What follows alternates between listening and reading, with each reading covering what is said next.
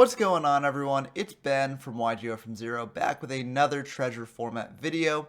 And in this video, we're going to be covering a very popular deck, which is Clown Control. Now, I tested out Clown Control in Critter, and I don't think it was really good in that format. But I think Treasure format introduces a lot of interesting tools for the deck that actually brings it up to potentially tier 2 contention. But before I discuss what exactly those tools are, if you're not already subscribed to the channel, please consider subscribing. We're about 15 subscribers away from 400, and 400 is my goal for the end of this month. Now, there's only like a day left in the month, so it's a bit of an unrealistic goal at this point, but it'd still be awesome if we somehow manage to pull it off. So if you're not already subscribed, please do. In addition, if you want to play any of the formats that I feature in my videos for yourself, we have a Discord server now. Link will be in the description down below. It's a great place to find cool people to duel with and have a lot of fun. So definitely check that out. And lastly, if you enjoy the video, please be sure to like it down below. But with all that out of the way, let's dive into what makes Clown Control tick. So Clown Control revolves around two monsters, Dream Clown and Crass Clown, each of which have an effect when they switch their battle position. Crass Clown, when it switched from defense to attack, it bounces a monster back to your opponent's hand. And Dream Clown, when it switched from attack to defense, destroys a monster that your opponent controls. Given the new introduction of monsters that plus when they're sent to the graveyard, like Mystic Tomato or any of the other recruiters, these monsters get a bit better in this format, I think. And also there are some additional tools that can help them out. For instance, Giant Rat is an elemental recruiter that can bring out an earth monster. So if you've got a Giant Rat in the field and your opponent attacks into it and they don't have another monster, you can bring out a Dream Clown, perfect to switch to defense for next turn. Now this can backfire if your opponent brings out a Mystic Tomato and they just crash through the entire recruiter lineup in their deck, as they can likely end on a Cannon Soldier where you'll have a Dream Clown. But, they've gotten rid of all their recruiters in that case, so it's still not the worst thing in the world. There are also new ways to protect your Dream Clown on the field now, but I'll get into those when I cover the spells and traps. For now, let's talk about the other monsters in the deck. We have 3 Mystic Tomato because it's just a great card. It replaces itself by battle and also can get out like a Crass Clown if you want it to. It's kind of a bit awkward as the Crass Clown will be an attack and not defense, so you won't be able to get its effect off right away. But 1400 defense is still decent in this format, and so you could potentially switch to defense next turn as a defensive option, and then get the effect on the following turn. It can also be used to bring out like a Sangan or a Black Forest, each of which can add you either another recruiter or a Dream Clown or a Crass Clown. So I think it's still worth including in the deck. But because we're playing all these monsters, we are unfortunately not playing something like Mechanical Chaser, which can potentially give the deck a bit of trouble at getting like really aggressive. But because you have the ability to destroy or bounce your opponent's monsters with the clowns, it probably shouldn't be too big of an issue, and I guess we'll see whether it is in the games that I've got prepared for you today. We are also playing some very powerful spells. We've of course got the original Power 5 limit spells in Change of Heart, Dark Hole, Monster Reborn, Pot of Greed, and Raigeki, and we've also got the newly limited hand rips, Confiscation, Delinquent Duo, and Forceful Sentry. We are also of course playing Snatch Steal, which is newly limited as well, and very powerful at getting aggressive. But from here the spells get a bit more interesting. We of course have the 3 Mystical Space Typhoon to serve as spell and trap removal. It's incredibly good. I think it's actually maybe better than Heavy Storm in this format, as it can deal with your opponent's Snatch Deals and with a Set Woboku on your opponent's turn. And it's also a quick play spell, which gives it a bit more flexibility. If you set it and your opponent tries to Mystical Space Typhoon, you can then flip it up in response and get something in their back row. So I like it better than Heavy Storm here. It also plays a bit nicer with Swords Revealing Light, which is a card that not every deck is playing, but I think that we do want to play, as it can buy us some time to actually switch our clowns back and forth from attack to defense and vice versa. So I think it's actually very good in this deck, even though there is more spell and trap removal in the format now. But the last spell is I think the coolest part of the deck, and it is Rush Recklessly. Now, Rush Recklessly is a quick play spell that basically boosts your monster's attack by 700, which means it's basically the strict upgrade to reinforcements from Yuki Kaiba format. And most decks don't really care about this attack boost and would rather play just other cards in the deck instead. But the reason that we're playing Rush Recklessly is that if our opponent tries attacking into a Dream Clown with something like a Mechanical Chaser, Rush Recklessly will actually be able to get the Dream Clown up over the Mechanical Chaser, protect it on field, and then we'll be able to switch the Dream Clown to defense on the next turn. So I think Rush Recklessly is really cool in this deck at protecting your clowns and it can also have some other applications as well, which is why we're playing 3 copies of it. Lastly, for the traps, we have 1 Mirror Force, incredibly good card if you manage to pull it off. 3 Trap Hole because, we just do want to have as much removal as possible, and this will also protect our clowns. And lastly, we have 3 Uboku because it protects our clowns. For the side deck, we have 3 Mechanical Chaser and 1 Jiraiya if we want to get a bit more aggressive. We have 3 Man-Eater Bug if we need even more removal. We have 3 Giant Tornado and 2 Heavy Storm if we need more spell and trap removal against things like Burn or Stall Mill. Although I do think that this deck has a pretty decent matchup against those decks, as we do have ways to remove their set monsters just in the main deck. So I think that, this deck is well poised against those.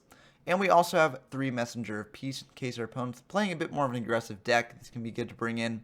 We don't actually have this in the main, even though you might think that it's an instant inclusion, because most decks that people play are just playing a ton of monsters under 1500 attack anyways. Like, most decks are playing 3 Mystic Tomato, or at least some form of Elemental Recruiter. So, Messenger of Peace doesn't generally protect your clowns in that case. But I think if your opponent's playing something like with Mechanical Chasers and Shiragumos and the like, then this is a good option. But that's going to do it for the breakdown of my version of the deck. I think there are definitely different changes that you could make to this. This is sort of like a preliminary version of the deck, but I think it's served me pretty well so far. So let's dive into some games to show you what I mean. Okay, we've got a game against Soul65, who's a very active duelist on the YGO from Zero Discord. Linked in the description down below if you want to join us. And so it's always a pleasure to have them on the channel. We, of course, are playing Clown Control. Unclear what they're playing, but I guess we'll find out in the games. So, we're going to go into the rock, paper, scissors here, and we are going to have a bunch of ties until we play paper, and that will enable us to go first here. So, we're going to go first, see what we get. This is a very good hand for going first. We draw Duo in the opener, which is always nice. We're going to activate Duo, discard 2 from their hand. They're going to shuffle, and we're going to pick the Witch. And then they're going to decide what to discard. They're going to discard a Fisher. So, interesting discard there. Might mean that they have some other form of removal in hand. But I'm very glad that we sniped the Witch, as that is a bit of an annoying card for us. We're just going to set a Witch of our own and set a Mystical Space Typhoon, pass back to them. I think we could have potentially gone for the Clown and Trap Hole play, but we do have the read that they have other removal in hand because they discarded a Fisher. So we're going to go for this play instead. They're going to Change of Heart, targeting our set. Makes me very glad we just set the Witch instead of bringing out the Dream Clown. And they're just going to attack in for 1100. We're going to take it, main 2. They're just going to set 1. And we're just going to Mystical Space Typhoon that in the end phase, so we can get a bit aggressive here. I'm very glad we did it. It was Wuboku, because now we can get in for a ton of damage. We're just going to bring out Dream Clown and go for it. If they've got a Raigeki or a Dark Hole or something, then we do get to search off the Witch, so it's not that bad. And we can set a Trap Hole here just to sort of protect our monsters. And that is indeed what we're going to do. They're going to draw for turn, set 1, set another, pass back to us. We draw Swords Revealing Light, so we could check that before Dream Clowning, but we're just going to Dream Clown right away. It does turn out to be a Recruiter, which is quite unfortunate, so they will be able to get a search here. They're just going to search a Witch. And we're just going to attack in with the Witch of our own, getting them down to 4600. We could set a Crash Clown here to pop the Witch next turn, but I think honestly we're just going to Trap Hole the Witch, so that way we can just keep getting aggressive here. And so that way we can also switch our Dream Clown to attack position. Oh, looks like they're just going to set 1, so maybe we should have set the Crash Clown here. This makes it a bit worrying. We're going to switch the Dream Clown to attack and just attack in with Dream Clown first. If it is like a Magician of Faith, all they've got are like a Change of Heart and Fisher, which neither of which are that bad on this board, given how many life points we have. If it's like a Man-Eater Bug, then we force them to pop the Dream Clown and we can get in with the Witch. So I think either way, this is fine. If it's Mass Sorcerer, that's definitely a bit more punishing. But, we just gotta hope that they don't have it. It is, luckily, Man-Eater Bug. They will pop Dream Clown, which means we won't get a pop off of that later. But it does mean that we'll be able to attack him with the Witch. We're going to set the Crash Clown for next turn, and we'll pass back to them. They're going to bring out a Witch of their own, and they're just going to try attacking into our set. Luckily, it is Crash Clown, so they're going to take 300 there, and next turn, the Witch will get bounced. They're going to set another pass back to us, and we draw a Sandgame, which can enable us to get even more aggressive here. We're going to bounce back the Witch with the Crash Clown, summon out Sandgame. They're going to think about this, but it seems like that's fine. And we're just going to try attacking in. If they've got Mirror Force, we get 2 searches here, so it's not the worst. But it looks like they do not, so this will likely be the end of the game. And it is indeed. So I hope that that game showed how powerful the clowns can be, especially if you're able to reduce the amount of resources that your opponent has with something like a hand rip first turn. Using the clowns to just keep getting rid of more of your opponent's resources is very powerful, and it really came in handy for us there. I feel like that game we always had a play that would deal with whatever they were going to do next turn, and that's exactly what a control deck wants to do here. So I felt very good about that game. Going into game 2, I don't really think we sided out of anything or into anything because, you know, the deck is sort of poised to beat good stuff anyways. That's what it's sort of designed to do, and it looks like Soul is just on some good stuff, although we didn't really get to see much of their deck, to be fair. So we are going to go into game 2 here, and we are going to be going second as, you know, we did win the first game. This is a great opener, though. Unfortunately, if they have a hand rip, they'll likely snipe the Pot of Greed, but it looks like they might not. They're just going to set 3 and pass. We're going to Pot of Greed here, draw 2, and those are not the best. We don't generally want to see 2 giant rats in the opener, as we want to be able to search a giant rat off of a giant rat later on. So we're just going to set the Witch, set a Wuboku, set a Swords, and pass back to them. If they've got a heavy, this baits it out. Although it's unlikely that they're going to do that because they do have 2 set back row of their own. So they're just going to activate Change of Heart, take control of our set. It is Witch, so they're not really going to be able to do anything there. And they're just going to flip up the Witch and attack, so we're going to take 11. Main 2, they're going to set another. We get back the Witch, and we draw a Crass Clown, which is quite interesting. We're just going to attack into the set because we have the read that it's not something like Mass Sorcerer, or else they would have flipped it up last turn to attack in. But unfortunately, we misread the situation, and it is indeed a Mass Sorcerer, so they will get a draw here. We're going to set a Sangan and pass back to them. And they're going to bring out a Mechanical Chaser. And they're going to Raigeki our board away. Wow. We will be able to get 2 searches off of that, so we're just going to search a Sangan and a Witch. Maybe we should have searched like a Dream Clown instead, but I think that this is fine. You know, we've got Recruiters in hand to bring out the Dream Clown later. We do have the Wuboku here, so we are going to Wuboku that attack. They're going to set another back row. We're going to bring out Witch, so that way we can more easily clear the Mass Sorcerer, and the Witch will be fine, so we are just going to attack into the Mass Sorcerer. They've got a Wuboku there. Main 2, we're going to activate Swords, and we are just going to set the Rush recklessly, although that actually won't help us if they do have a way to clear the Swords here. And they're going to think, but that seems fine. They're just going to switch the Mass Sorcerer to defense and activate Confiscation, so they will get to look at what we're doing here. Unfortunately for them, there's not really a super good pick. I mean, Sangan is pretty decent because, you know, that's a guaranteed search basically. But I don't know, there's not really a good option. They do take Crass as we do have Swords up, and we can sort of get Crass's effect off multiple times potentially with that. So maybe we should have actually set Crass last turn just to be able to use it this turn, but I don't think we thought of that. And we're just going to bring out a giant rat. We're going to attack into the Mechanical Chasers, so that way we are able to get out like a Dream Clown here. And we will take 450 from that, bring out the Dream Clown, and we are just going to attack into that set to see what it is. It is unfortunately a Magician of Faith, so they will be able to get a Raigeki here, which will be able to clear our board quite effectively. We will get a search with the Witch, but, you know, the Dream Clown will be gone, which is quite unfortunate. We're going to add that Dream Clown to hand, though, with the Witch, so we kind of get it back, but it's still kind of unfortunate. They're going to go up to 2 on Swords. We're going to bring out Dream Clown that does die to a Trap Hole, but honestly, we're not too torn up about that Trap Hole because the Recruiters in hand are really what we want to preserve. Although, having 2 giant rats in hand and not enough targets in deck is quite unfortunate here. Swords will expire. We draw Rush recklessly, which is very nice. We're going to activate Duo and set the rat. They are going to Solemn the Duo there, so that way, you know, they preserve their cards in hand. I think that's a fair thing to do. It does mean that they probably have some powerful cards in hand, which means we should have duoed before setting the rat just in case. But we sort of missequenced, so it is what it is. They're going to attack into our rat, so we will be able to get out a Dream Clown here. And main 2, they're just going to pass back to us, so we can actually pop something with the Dream Clown here, we will indeed do that. We'll pop the Mechanical Chaser. We'll set a Mirror Force, set a Sangan, pass back to them. And they're going to bring out a Mystic Tomato, so they will be able to attack over our Dream Clown, but they're going to attack in our set. And it is a Sangan, so we'll be able to add a Crass to hand.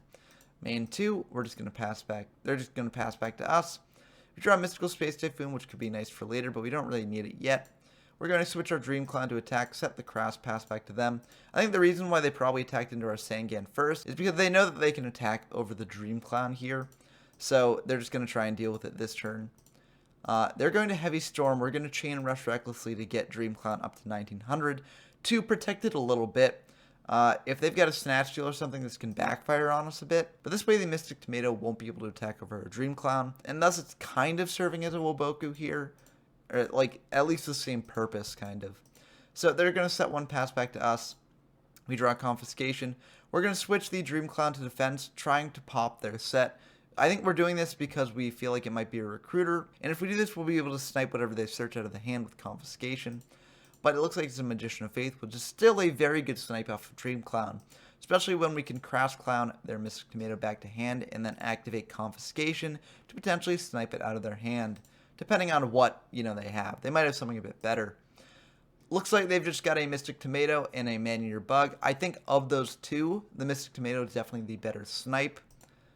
So we are going to snipe the tomato out of the hand. They do have Man-Eater Bug, which will be able to potentially act as a form of removal, but I think that's fine. We do have ways to clear it, although our clowns are in sort of unoptimal battle positions to do that. We're going to just set a Mystical Space Typhoon, set a Giant Rat, and pass back to them. I think we're trying to bait them into using Man-Eater Bug on our Giant Rat, as the Giant Rat is not really useful right now since there are no targets in deck. They do have a Fissure to clear the Dream Clown, which is quite unfortunate. They're going to set the Man-Eater Bug and pass back to us. Battle, we're just going to attack into the Man-Eater Bug with the Crass Clown, and they are going to pop our Clown, likely because we didn't flip up our set, so they know it's not Magician of Faith, probably, so they're not really too concerned with it. We're just going to set a Mystic Tomato and pass back to them. They're going to pass back to us, so we are just going to activate Mystical Space Typhoon in the end phase, and I'm very glad we did that, as that was a Mirror Force there. We draw another Mystical Space Typhoon, and, we can't kill them this turn, but I think we do have to get aggressive and clear that Mass Sorcerer, so we are just going to use the Rush recklessly to do that. The Mystic Tomatoes replace themselves, so we're not too worried about our opponent attacking over them in battle.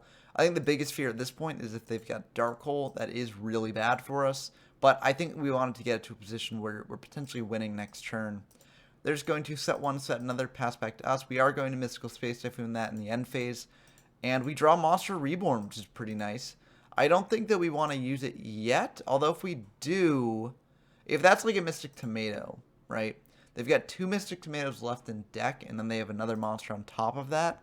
So if we reborn a monster here now, attack in with the Rat, attack into the Mystic Tomato that they bring out with our Mystic Tomato, and bring out something of our own, and then attack into whatever they bring out off the Mystic Tomato with our last Mystic Tomato, then I think actually we will be fine. So I don't think we need to reborn here.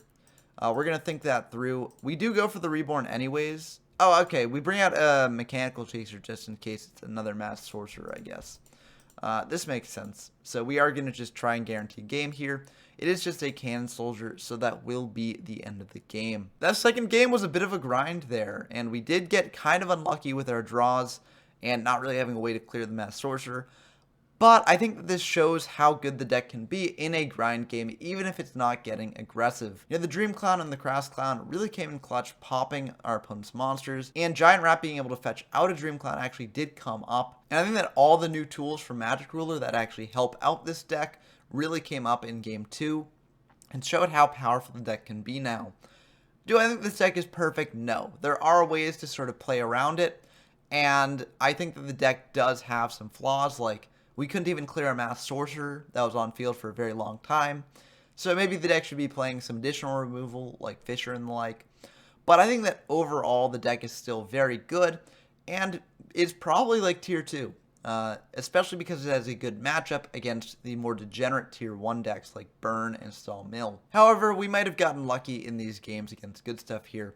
So let me know what you think about the deck down in the comments below. Do you think that I'm accurate in calling it a tier 2 threat, or do you think it's much worse, or potentially much better? Do you think it's tier 1? In addition, let me know how you would change the build of the deck. Do you think the Rush Recklessly's are just kind of too cheeky, and would you put in some Fishers instead?